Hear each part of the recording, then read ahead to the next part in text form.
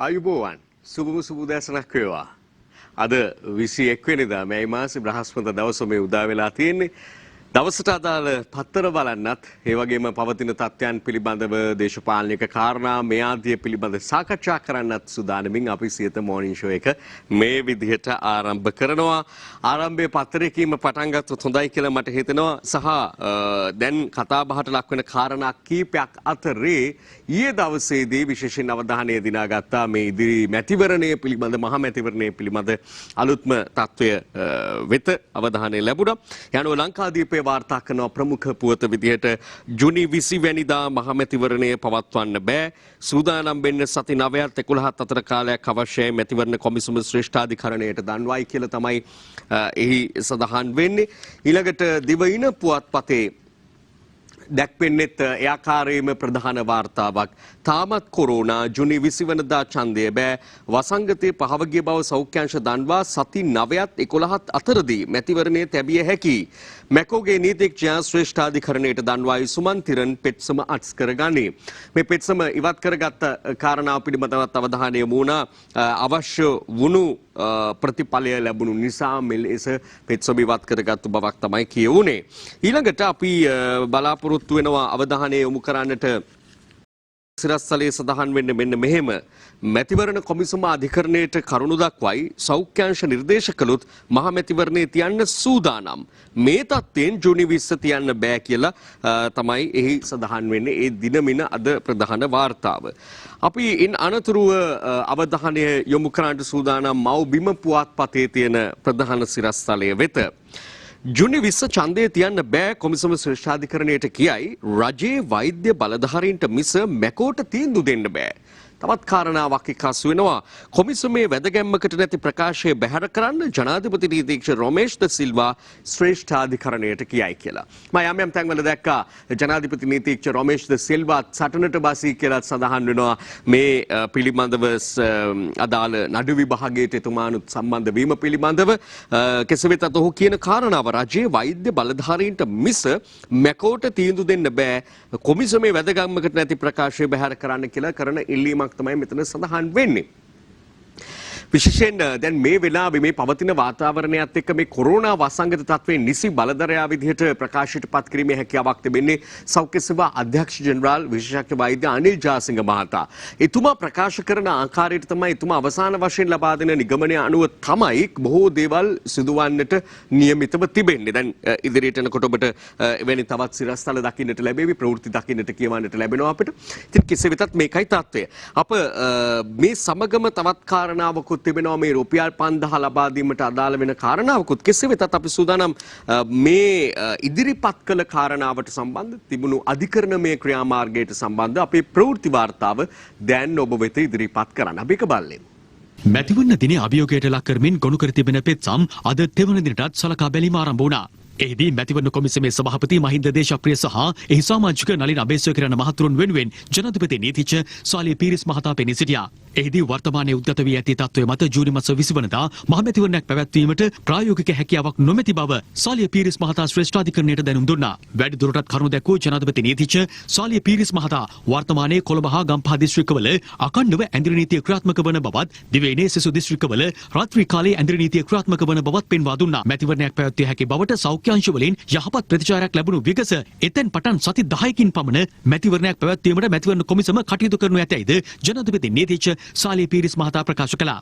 එමෙන්ම ජූනි මාස 20 වෙනිදා මැතිවරණයක් පැවැත්විය නොහැකි බවට ජනාධිපති නීතිඥ සාලිය පීරිස් මහතා දැනුම් දුන් අවස්ථාවේ එහි නැගී සිටි පෙත්සම්කාර නීතිඥ චරිත ගුණරත්න මහතා වෙනුවෙන් පෙනී සිටි ජනාධිපති නීතිඥ එම්.එස්. සුමන්තිරන් මහතා අධිකරණය හමුවේ කරුණු දක්වමින් තම සේවාදායකයා ඉල්ලා සිටින සහනය දැනටමත් හිමි වී තිබෙන බැවින් ඔහු සිය පෙත්සම තවදුරටත් පවත්වාගෙන යාමට අපේක්ෂා නොකරන බවද ප්‍රකාශ කළා. මැතිවරණ කොමිසමේ සමාජිකයෙකු වන මහාචාර්ය රත්නජීවන් හූල් මහතා වෙනුවෙන් පෙනී සිටි හස්තික දේවේන්ද්‍ර මහතා අධිකරණය හමුවේ කරුණු දක්වමින් මැතිවරණ කොමිසම විසින් මාර්තු මාස 17, 18 සහ 19 යන දිනවල නාම යෝජනා බාර ගැනීම නීති විරෝධී බව සඳහන් කළා. මෙම ප්‍රකාශයට විරෝධය පළ කළ නීතිපතිවරයා වෙනුවෙන් පෙනී සිටි අතිරේක සොලිසිටර් ජෙනරාල් ඉන්දිකා දේවමනිද සිල්වා මහත්මිය මැතිවරණ කොමිසම විසින් ගන්න ලැබූ තීරණයක් එම කොමිසමේ සමාජිකයෙකු විසින් මේ ආකාරයෙන් විවේචනය කරමින් කරුණු දැක්වීම අනුමත කළ නොහැකි බව සඳහන් කළා. ඉන් අනතුරුව මෙම පෙත්සම්වල වග උත්තරකරුවෙකු ලෙස නම් කර සිටි ශ්‍රී ලංකා පොදුජන පෙරමුණේ ලේකම් සාගර කාර්යවසම් මහතා වෙනුවෙන් පෙනී සිටි ජනාධිපති නීතිඥ විජේදාස රාජපක්ෂ මහතා අධිකරණයේ හමුවේ කරුණු දක්වමින් පාර්ලිමේන්තුව විසිරවා හැරීමෙන් පසුව මාස 3ක් තුල මැතිවරණය පැවැත්විය යුතු බවට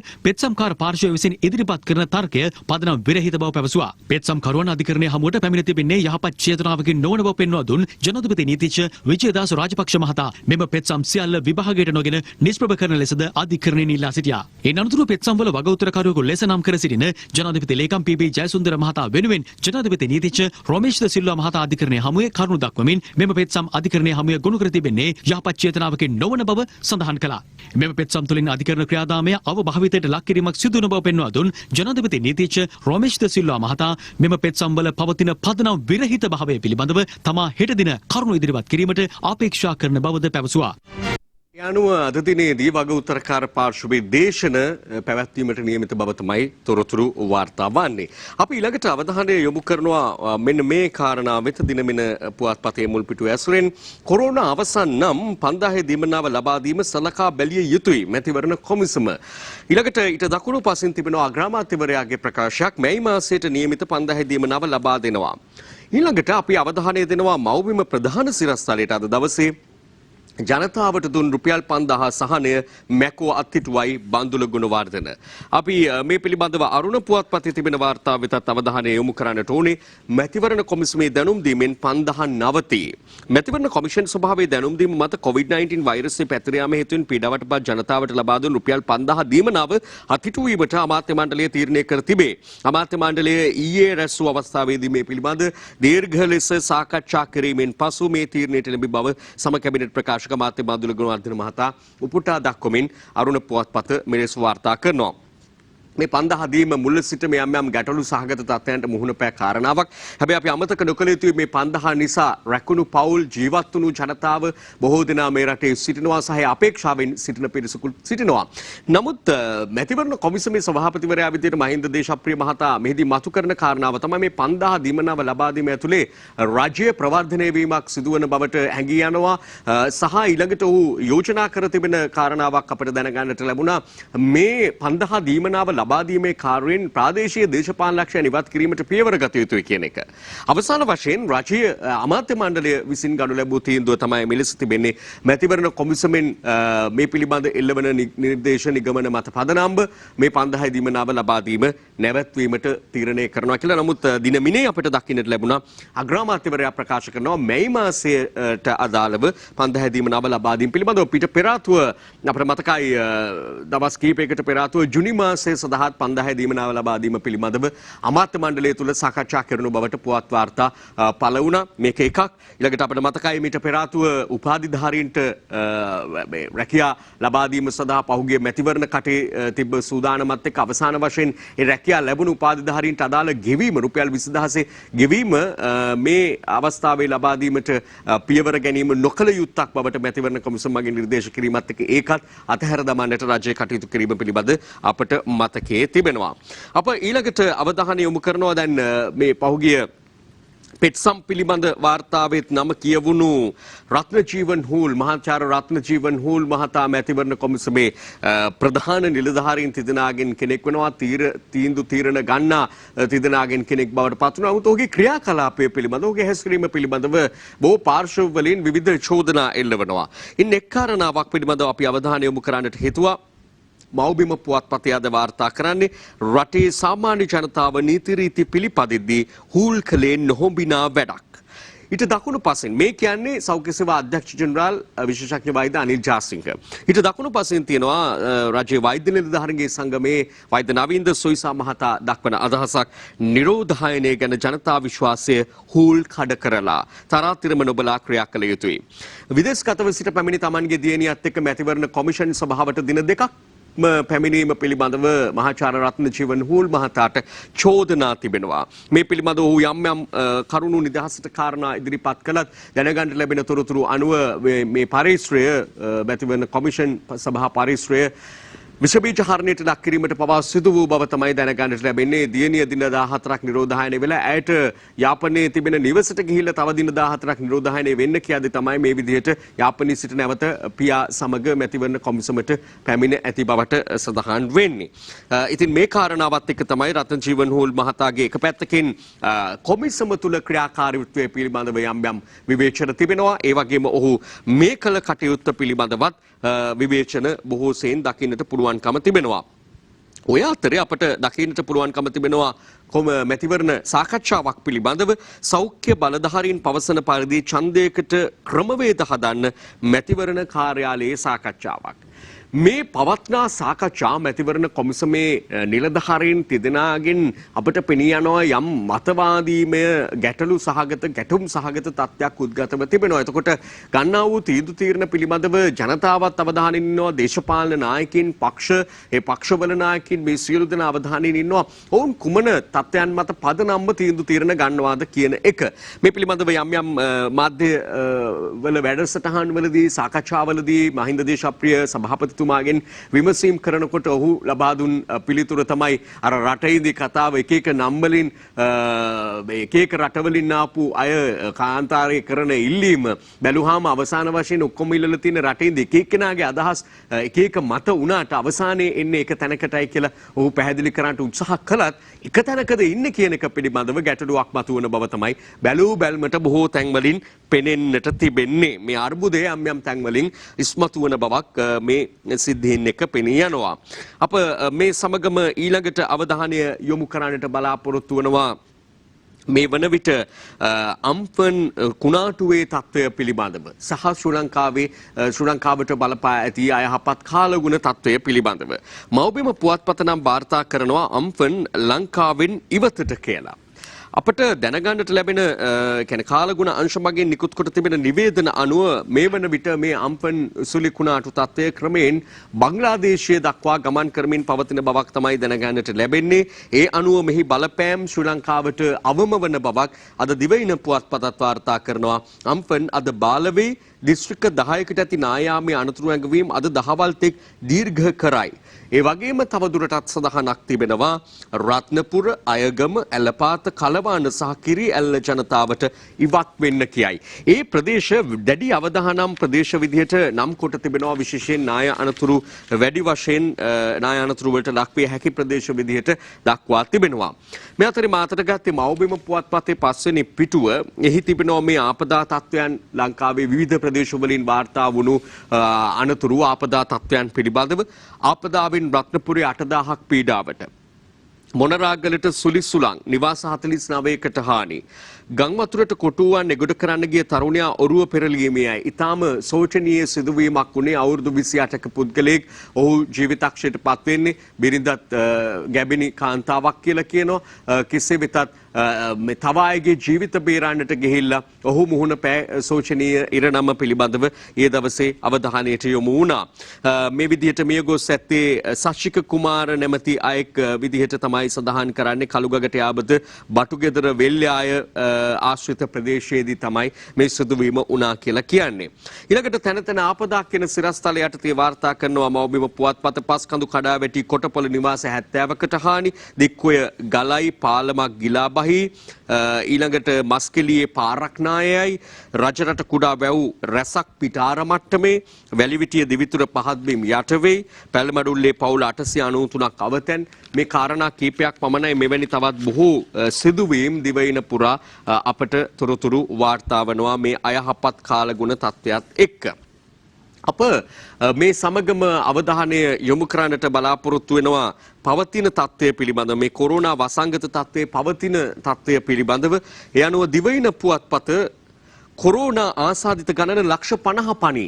ඒ කියන්නේ ලෝකයේ ආසාදිතයින් සංඛ්‍යාව හරියටම කිව්වොත් මීට මිනිත්තු ගණනාවකට පෙර ආතුව තත්ත්වය ජාත්‍යන්තර වෙබ් අඩවි වාර්තා කරන ආකාරයට 50,80,660ක් දක්වා වර්ධනය වී තිබෙනවා ආසාදිත සංඛ්‍යාව. ඒ වගේම මියගිය සංඛ්‍යාව 3,29,294ක් දක්වා වර්ධනය වී තිබෙනවා. අප තවදුරටත් දකින සවිශේෂ තත්ත්වයක් තමයි සුව වූ පිරිස. සුව වූ පිරිසත් 20 ලක්ෂය ඉක්මවනවා කිව්වොත් ඉලක්කම හරියටම 20,20,157ක් විදියට තමයි ජාත්‍යන්තර වෙබ් අඩවි වාර්තා කොට තිබෙන්නේ. ඒ වගේම නැවත දිවයින වාර්තාවට ආවොත් එහි අර ආසාදිත ගන්න ලක්ෂ 50 පණී කියනවා වගේම ශ්‍රී ලංකාව 102 වෙනි ස්ථානයේ පසුවන බවත් සඳහන් කරනවා. දැන් මේ ස්ථානයත් ටිකක් වැදගත්කමක් දරනවාද කියලා හිතෙනවා. මොකද මේ මා දැක්කා ඒ වාර්තාවත් මේ සමගම පෙන්වුවොත් හොඳයි කියලා හිතනවා. ඇමරිකානු ජනාධිපති ඩොනල්ඩ් ට්‍රම්ප් කළ ප්‍රකාශයක් පිළිබඳව ජාත්‍යන්තරයේ අවධානය යොමු වෙලා තිබෙනවා. දැන් සාමාන්‍යයෙන් මොනවා හරි දෙයකින් ප්‍රථම ස්ථානයට පත්වීම පළවෙනියා වීම අභිමානයක් විදියට තමයි සලකන්නේ. හැබැයි ඒක හැමතැනදීම හැමදේටම අදාළද කියන එක පිළිබඳව ගැටලුවක් එනවා. මේ මව්බිමේ පිටරට ආරංචිවල තියෙනවා වැඩිම කොරෝනා ආසාදිතයන් ගණනක් ඇමරිකාවෙන් වාර්තා වීම ගෞරවයක්. ඇමරිකානු ජනාධිපති ඩොනල්ඩ් ට්‍රම්ප් කළ ප්‍රකාශයක් පිළිබඳව. ඒ නිසාම ඇතමුන් විවිධ විශ්ලේෂකයන් විද්වතුන් ලෝකයේ ප්‍රශ්න කරනවා මේ ට්‍රම්ප් ජනාධිපතිවරයා PCR පරීක්ෂණ වලට පමණක් යොමු කරලා ප්‍රමාණවත් නෑ. තව පරීක්ෂණ ඔහු පිළිබඳ කරන්න වේවිද මේ කරන ප්‍රකාශ හමුවේ කියලත් ඇතමුන් අදහස් දක්වමින් සිටිනවා. හොඳයි පත්තරවලට අවධානය යොමු කරමු. දිවයින පුවත්පතේ සඳහන් වාර්තාවක් මුණ ගැහෙනවා. පළමු වතාවට වීඩියෝ තාක්ෂණයෙන් ලංකාවේ නඩුවසයි කියලා. මෙය ඉතිහාසගත වන සුවිශේෂ අවස්ථාවක්. මේ වසංගත තත්ත්වයත් එක්ක සිදු වූ විපර්යාසවල තවත් එක් අවස්ථාවක් විදියටත් සලකන්නට පුළුවන්. මෙරට ඉතිහාසයේ පළමු වතාවට වීඩියෝ තාක්ෂණය ඔස්සේ නඩු කැඳවීම ඊයේ කොළඹ අලුත්කඩේ මහේස්ත්‍රාත් අධිකරණය සහ වැලිකඩ බන්ධනාගාරය සම්බන්ධ කරමින් ආරම්භ කර තිබේ කියලා වාර්තා කරද්දී මේට නිමල් සිරිපාල් සිල්වා අමාත්‍යතුමා පවා සහභාගී වූ බව තමයි දැනගන්නට ලැබෙන්නේ.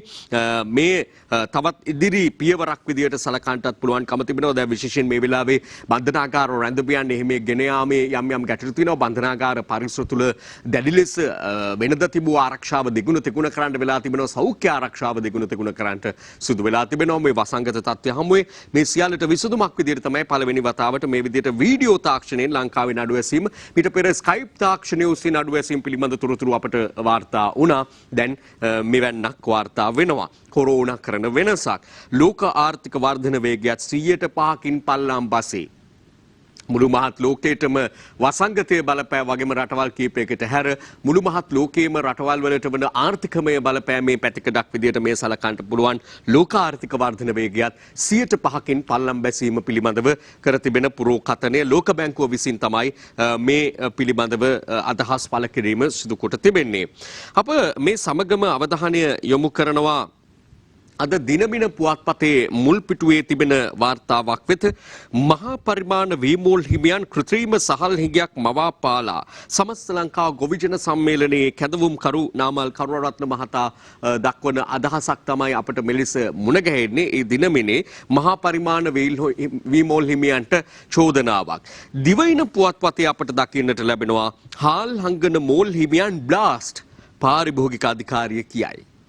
සහල්තොග සඟවාගෙන සිටින වීමෝල් හිමියන්ට එරෙහිව නීතිමය පියවර ගැනීමට කටයුතු කරන බව පාරිභෝගික කටයුතු පිළිබඳ අධිකාරිය පවසන බව තමයි මේ වාර්තාවේ තවදුරටත් සඳහන් වෙන්නේ.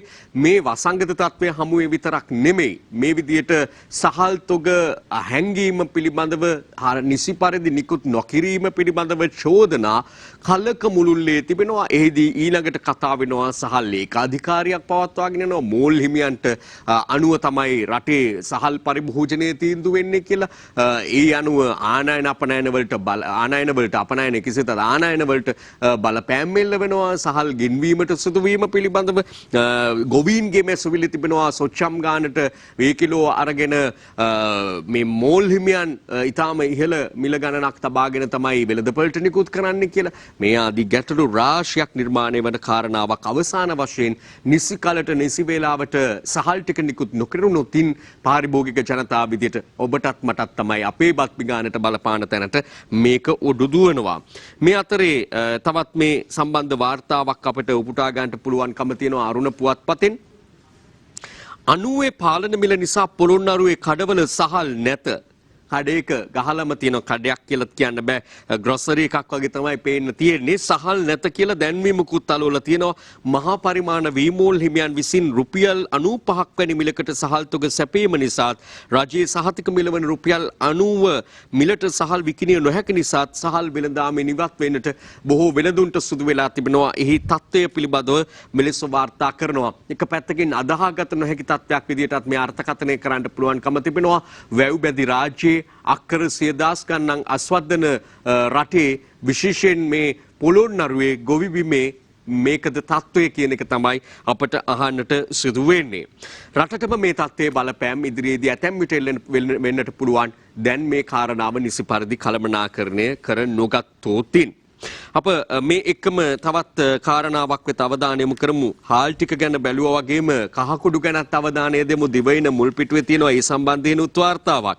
කහකුඩු කිලෝව අස්ප ගණනටම නගී කියලා තමයි වාර්තා කරන්නේ. 4 වෙනි පිටුවට වැඩිදුර වාර්තාව රැගෙන යමින් දිවයින කියනවා කහකුඩු කිලෝව අස්ප ගණනටම නගී කියලා.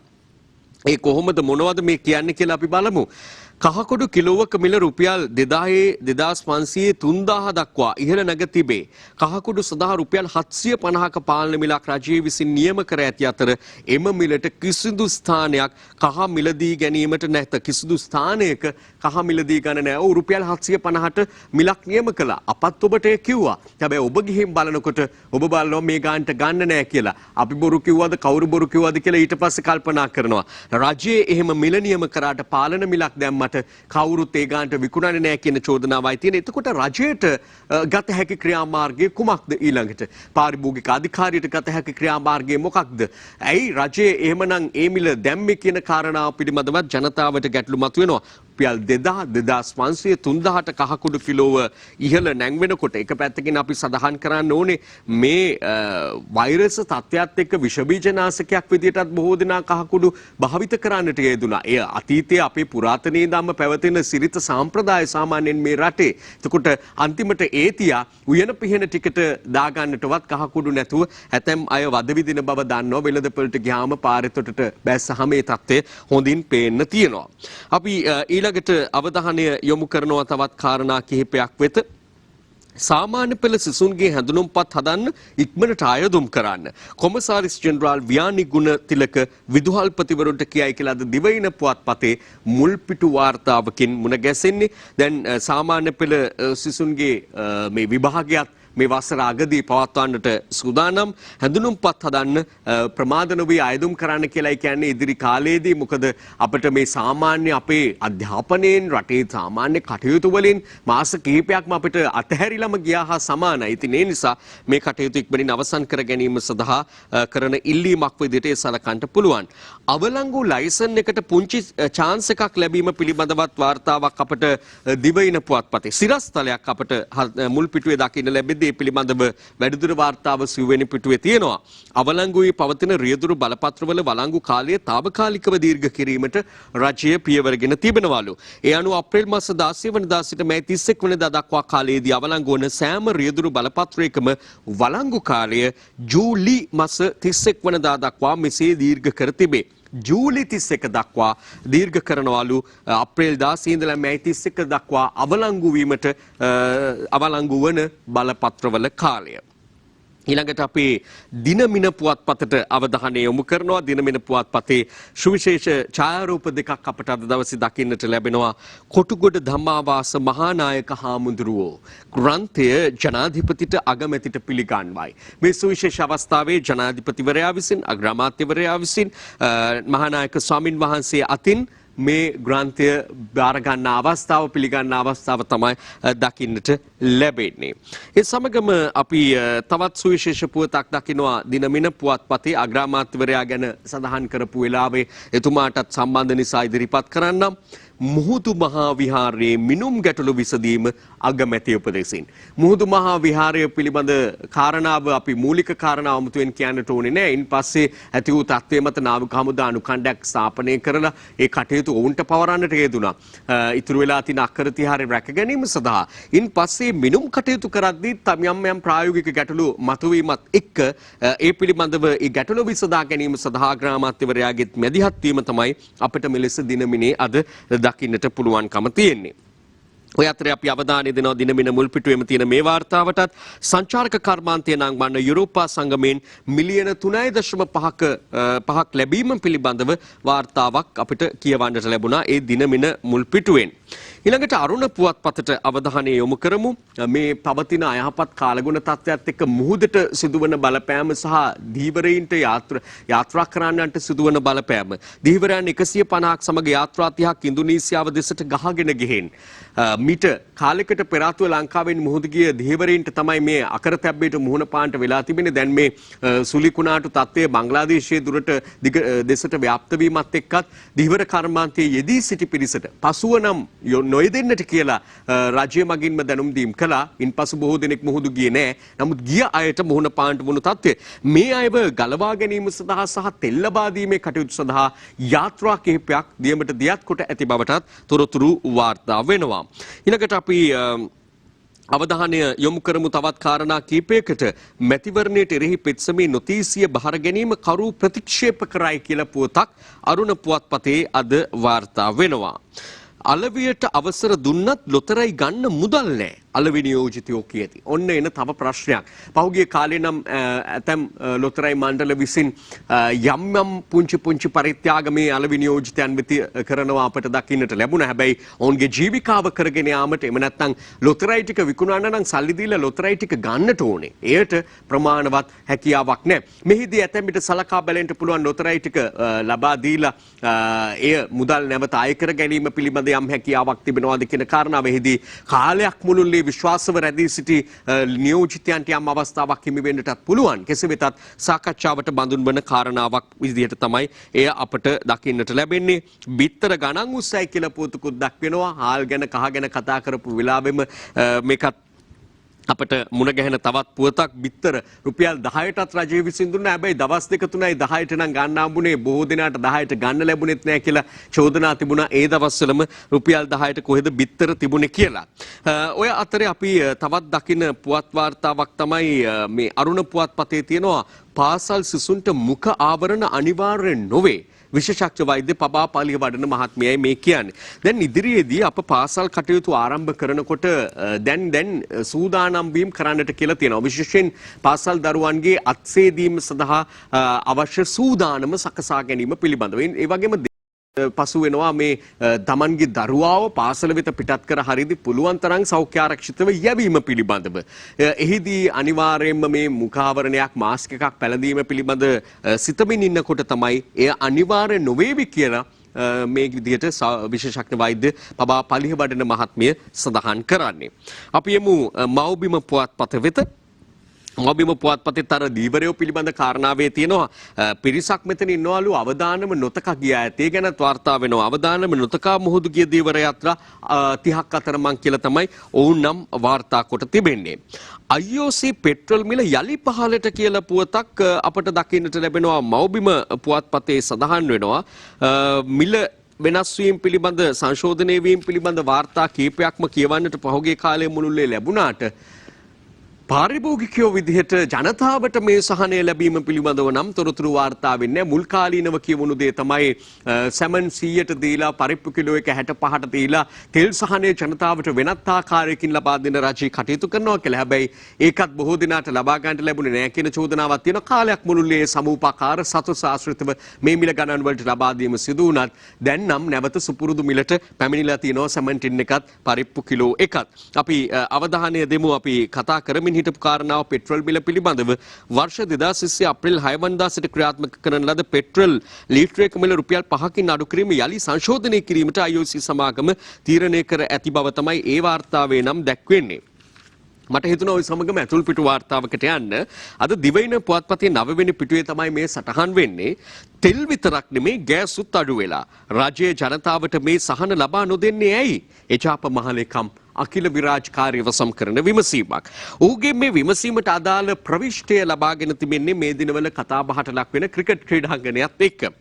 මේ වාර්තාවේ නම් චමින්ද සිල්වාගේ මේ වාර්තාවේ ආරම්භ කරන්නේම මහරගම ප්‍රදේශයේ කියලා. නමුත් අපිට දැනගන්න ලැබෙන්නේ හෝමාගම දියගම ප්‍රදේශයේ තමයි මේ දැවැන්ත ක්‍රීඩාංගණය ඉදිකිරීමේ සූදානම තිබෙන්නේ කියලා. කෙසේ වෙතත් මේ අන්තර්ජාතික ක්‍රිකට් ක්‍රීඩාංගණය ඉදිකිරෙන්නේ රජය ලබාගත් ණය මුදලකින් යයි එක්සත් ජාතික පක්ෂයේ මහලේකම් අකිල විරාජ් කාර්යවසම් මහතා පෙරේදා පැවසීය. මේ රජය කොහොමත් අධිවේගී මාර්ග හා ක්‍රිකට් ක්‍රීඩාංගණය ඉදිකිරීමට ඉතාම කැමැත්තක් දක්වන බව පසුගිය කාලයේ පෙනෙන්නට තිබූ බවද සිරිකොත පක්ෂ මූලස්ථානයේ පෙරේදා පැවති මාධ්‍ය හමුවකට එක්වෙමින් මහලේකම්වරයා තවදුරටත් ප්‍රකාශ කළා. ආණ්ඩුවට එල්ලවන තවත් චෝදනාවක් තමයි මේ රජය මහා අධිවේගී මාර්ග ක්‍රීඩාංගන ඉදිකරන්න හරි කැමැත්තක් දක්වනවා කියලා. ඒ ඇයි කියන එක පිළිබඳව මම හිතන්නේ අමුතුවෙන් අපි විස්තර කළ යුතු වන්නේ නැහැ. ඒ කියන්නේ හැම අදහසක් ඔබට ඇති වෙනවා කියලා අපි විශ්වාස කරනවා. අපි මේකම තවදුරටත් මුල්පිටු වාර්තා කීපයකට අවධානය දෙමු. ආපනශාලා ලබන සතියේ අරිනවා. ඒ පුවත වාර්තා කරන්නේ මව්බිම මුල්පිටුව රණතුංග මැතිතුමාගේ ඡායාරූපයත් එක්ක ප්‍රසන්න රණතුංග මැතිතුමාගේ ඡායාරූපයත් එක්ක හැබැයි ඊට දකුණු පසින් අපිට දකින්නට ලැබෙනවා අනිල් ජාසිංහ මහතා කරන ප්‍රකාශයක් අනිල් ජාසිංහ සහතිකයක් දුන්නොත් සමාන අනිල් ජාසිංහ මහතා පිළිබඳ ප්‍රකාශයක් ඔහු සහතිකයක් නොදුන්නොත් අරින්න බෑ කියලා තමයි සමස්ත ලංකා ආපනශාලා හිමියන්ගේ සංගමය කියන්නේ. අමාත්‍යවරයා එහෙම කිව්වට සෞඛ්‍ය සේවා අධ්‍යක්ෂ ජනරාල්වරයා සහතිකයක් ලබා නොදෙනවා නම් ආපනශාලා යලි විවෘත කිරීමේ හැකියාවක් නැති බව තමයි ඔවුන් සඳහන් කරන්නේ. මේ වන විට දිවයිනේ ඇතැම් ස්ථානවල ආපනශාලා යම් යම් ආකාරවල ක්‍රියාත්මක බවට තොරතුරු තියෙනවා. අපි වෙලාව බලලිමු මේ ගැන කතා කරන්න කලින්. අපි සඳහන් කරමින් සිටියේ යම් යම් ප්‍රදේශවල රෙස්ටරන්ට් ආපනශාලා යම් යම් ආකාරවලින් පවත්වාගෙන යාම සෞඛ්‍ය ආරක්ෂිත ක්‍රමවේද අනුගමනය කරමින් දකින්නටත් යම් තැන්වල දකින්නට ලැබෙන තත්ත්වයක් විදිහට සලකන්නට පුළුවන්. කෙසේ වෙතත් ජනතාව මගට එනකොට ජනතාව රැකී ආරක්ෂාවලට පිටත් යනකොට මේ ආහාර අවශ්‍යතාවයේ සපුරා ගැනීම සඳහා ඒ පහසුකම් සැපයීමත් ගැන අවධානය යොමු වීම තාමත්ම වැදගත් බව තමයි සඳහන් කරන්නට ඕනේ. ඔය අතරේ මංගල්‍ය අවමංගල්‍ය උත්සව පිළිවෙත් රජය කියයි කියලා පුවතකුත් අපි මව්බිමේ මුල් පිටුවේම දකිනවා. ඒ වගේම තවත් පුවත්පත්වලත් මා දැක්කා ඒ පිළිබඳව සාකච්ඡාවක් පැවති බවත් සඳහන් වෙනවා. මේ තියෙන දිවයින මුල් පිටුවේ මංගල වැඩ කරන අය අගමැතිට දුක කියති. ගැටලු විසඳන බව අගමැති කියති. විවිධ අවස්ථාවන් සංවිධාන කරන අපි කියනවා ඉවෙන්ට් කම්පනි කියලා ඉවර වෙලා මේ වගේ ආයතන මේ වගේ අයට එල්ල වී තිබෙන ගැටලු හමුවේ ඒ වගේම විවිධ ප්‍රසංග සංවිධානය කරන අය කලාකරුවන් මේ අය පහුගිය දින කිහිපයේ මුළුල්ලේම අමාත්‍යවරුන් අග්‍රාමාත්‍යවරයා මේ ආදී පාර්ශ්ව මුණ ගැහෙනවා අපිට දකින්නට ලැබුණා. ඒදී යම් යම් විසඳුම් ලැබී තිබෙන බවක් කියවෙනවා. මේ කර්මාන්තයේම සම්පූර්ණයෙන් ඇනහිට ඇති තත්වයකුයි තිබෙන්නේ. වෙන වසරවල නම් සාමාන්‍යයෙන් මේ දින කිහිපය කියලා කියන්නේ මේ මැයි මාසයේ කියලා කියන්නේ මංගල්‍යයන් උතුරන කාලයක්. හැම තැනම මගුල් සැමරුම් තමයි අපට දකින්නට ලැබෙන්නේ. දැන් ඔබ බලන්න නිකමට ඔබ මුහුණු පොතේ ඉන්නවා නම් මේ දවස්වල කී දෙනෙකුගේ සංවත්සරවලට මංගල සංවත්සරවලට ඔබ සුබපතලා දානවද කියලා ඔබ නිකන් කල්පනා කරලා බලන්න. එහෙම ගත්තහම සාමාන්‍යයෙන් මේ වසරේ මේ කාලය කියලා කියන්නේ මංගලෝත්සව සෑහෙන සංවිධාන වන කාලයක්. මෙහි බලපෑම හෝටල් වලට තිබෙනවා. සෑම ක්ෂේත්‍රයකටම මේ හා සම්බන්ධ මෙහි බලපෑම තිබෙනවා. ඒ නිසා යම් යම් සීමා මායිම් සහිතව මේ කටයුතු ආරම්භ දැන් පෙරාතුව සැලෝන් රූපලාවන්‍යාගාර සෞඛ්‍ය ආරක්ෂිත ක්‍රමවේද අනුගමනය කරමින් සහතික ලබා ගැනීම විවෘත කිරීමට අවධානය යොමු වුණා. ඉන්පස්සේ මේ කාරණාවන් වලට එනවා ක්‍රමානුකූලව රට යථාවත් වන ආකාරය තමයි මේ පුවත් වාර්තා තුළින් අපට පෙනෙන්නට තිබෙන්නේ. ඔය සමගම ඉදිරිපත් කරන්න ඕනේ මෙන්න මේ පුවතත්. මව්බිම පුවත්පතේ සඳහන් වෙන්නේ සෞඛ්‍ය අංශවල උපදෙස් නොතකා තලවකැලේ රහසින් ටියුෂන් දුන් ගුරුවරුන් දෙකක් අල්ලයි. සිසුස්වියන් 14ක් කොටු වෙලා. මෙහි දිගුව දැනගන්නට තිබෙන ආකාරයට මේ සියලු දෙනා නිරෝධායනයට තම තමන්ගේ නිවෙස්වල සිට නිරෝධායනය කරන්නට යවූ බවත් කියවෙනවා. තාමත් ටියුෂන් පවත්වන්න සම්මාන්ත්‍රණ වැඩමුළු පවත්වන්න කිසිසේත් මිඩකඩක් මේ රටේ නැහැ. නමුත් මේ ලෙස කටයුතු කිරීම පිළිබඳව ඒ අයට නීතිය ක්‍රියාත්මක වීම ගැන තමයි වාර්තා වෙන්නේ. මිට පෙර ආතු අනුරාධපුරයේ ප්‍රදේශිනුත් මෙවැන්නක් වාර්තා වුණා. අපි මෙවැනි තොරතුරු කිසිසේත් බලාපොරොත්තු වන තත්ත්වයන් නොවේ. නීත්‍යානුකූලව කටයුතු කිරීම තමයි මේවා සංගතයෙන් බෙදෙන අප බොහෝ දෙනාට කළ හැකිව තිබෙන කටයුත්ත. තත්ත්වය. විරාමයක් අරගෙන යාලි ඉක්මනින් හමු වෙමු.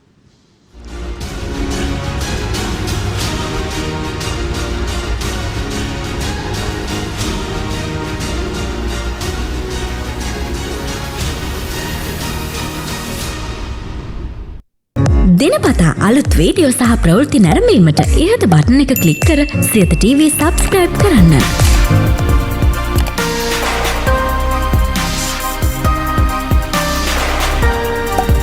අලුත් වීඩියෝ ගැන මුලින්ම දැනගන්න මෙම සීනුව ක්ලික් කරන්න.